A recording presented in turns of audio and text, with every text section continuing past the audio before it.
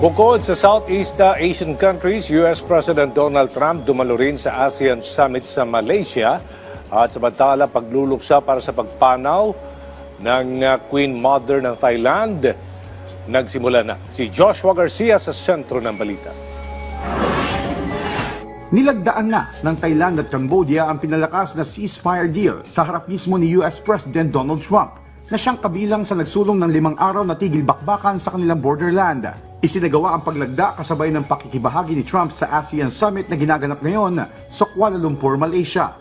Ayon kay Trump, nananatiling nakaangkla ang kasunduan sa nauna ng peace deal na nabuo ng dalawang bansa.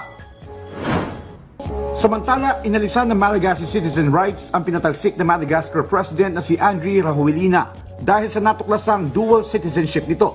Ayon sa kanilang military government, taong 2014 pa nang makakuha ng French citizenship si Rajoelina, bagay na labag-an nila sa kanilang umiiral na batas. Una na rin umano na naging issue ang citizenship ng dating Pangulo bago pa ang 2023 elections. Umugong noon ang panawagang idiskwalipika ito sa halalan, pero kamakailan lang napatalsik ito sa pwesto matapos magkaklas ang militar at mga sibilyan laban sa kanyang gobyerno dahil sa issue ng kabi-kabilang korupsyon.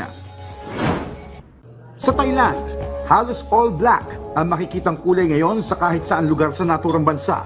Ito ay kasunod ng pagpanaw ng 93 anyos na reyna ng Thailand na si Queen Sirikit nitong Biyernes. Kasabay ng state of mourning, agad ding inilagay sa half-mast ang mga watawat sa mga government establishment. Inaasahan na tatagal ng 1 taon ang pagluluksa ng Thailand para sa dating reyna.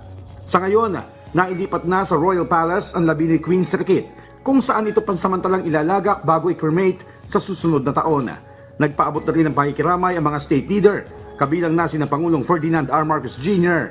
at US President Donald Trump. Joshua Garcia para sa Pambansang TV sa Bagong Pilipinas.